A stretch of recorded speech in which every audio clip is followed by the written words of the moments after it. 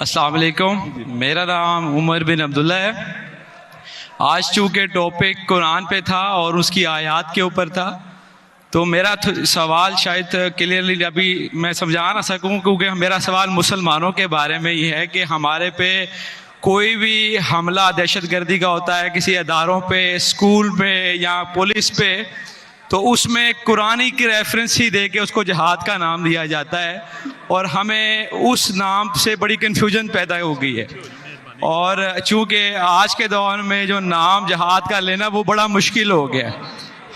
بس یہی سوال ہے۔ بھائی صاحب کا بہت اچھا سوال ہے۔ ہم دیکھتے ہیں کہ دہشت گردی کا حملہ ہوتا ہے کوئی اسکول پہ، کئی بے گناہ کا قتل ہوتا ہے، اور کہا جاتا ہے کہ یہ قرآن میں جہاد ہے۔ اس کا پرابلم کون ہے؟ ہم مسلمان قرآن پڑھتے ہیں لیکن سمجھتے نہیں۔ میرے بیٹے نے تقریر کی تھی کراچی میں، کیا قرآن کو سمجھ کے پڑھنا ضروری ہے؟ اگر ہم قرآن کو سمجھ کے پڑھیں گے اور قرآن کو سمجھیں گے تو کوئی بھی دہشت گرد آپ کو بیوقوف نہیں بنائے گا۔ آپ بیوقوف بن جاتے کیونکہ وہ دہشت گرد بولتا ہے کہ اسکول میں اٹیک کرو، بچوں کا قتل کرو، آپ جنت جائیں گے۔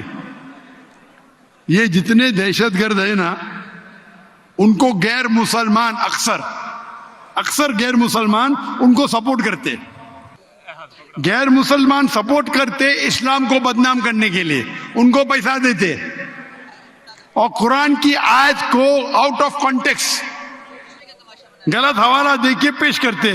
آپ اگر قرآن مجید کو سمجھ کے پڑھیں گے، میں نے تو تقریر میں کہا ہے، اگر ایک آیت ہر مسلمان جانے، سورہ مائدہ کی سورہ نمبر 5 آیت نمبر 32، اگر کوئی بھی بے گناہ کا آپ قتل کرتے، چاہے مسلم یا غیر مسلم، سوا قتل کے بدلے قتل، یا اگر زمین پہ فساد پیدا کر رہا ہے، یہ دو کے علاوہ اگر کوئی انسان مسلم یا غیر مسلم دوسرے کوئی انسان مسلم یا غیر مسلم کا قتل کرتا ہے، گویا کہ ساری انسانیت کا قتل کر رہا ہے۔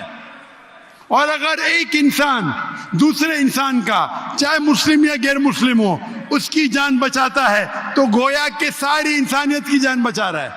اگر یہ آیت آپ اپنے دماغ میں، ذہن میں رکھے تو کوئی بھی دہشت گرد آپ کو بیوقوف نہیں بنا سکتا ہے۔ غلطی کس کی؟ آپ کی۔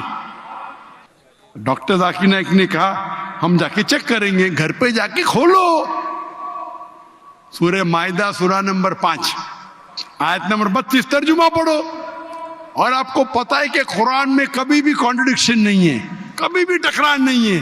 تو ایک آیت آپ کے دماغ میں آپ یاد کر لو، کوئی بھی دہشت گرد آپ کو بیوقوف نہیں بنا سکتا ہے۔ غلطی کس کی؟ آپ کی۔ یہ غیر مسلمان کیا کرتے ہیں؟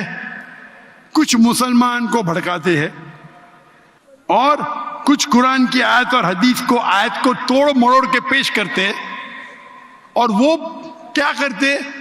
اپنے نوجوان مسلمان کو بھڑکاتے۔ اس پہ تقریر دی ہے میں نے، اس ٹیررزم و مسلم مونوپولی، ایک تقریر کی ہے میں نے، دہشت گرد اور جہاد اسلام کے پس منظر میں، دیکھیے آپ، اور ڈیٹیل میں آنسر دیا ہوں میں۔ غلطی ہماری ہے کہ ہم قرآن مجید کو سمجھ کے نہیں پڑھتے۔ قرآن مجید سمجھ کے پڑھیں گے تو کوئی بھی آپ کو بیوقوف نہیں بنائے گا۔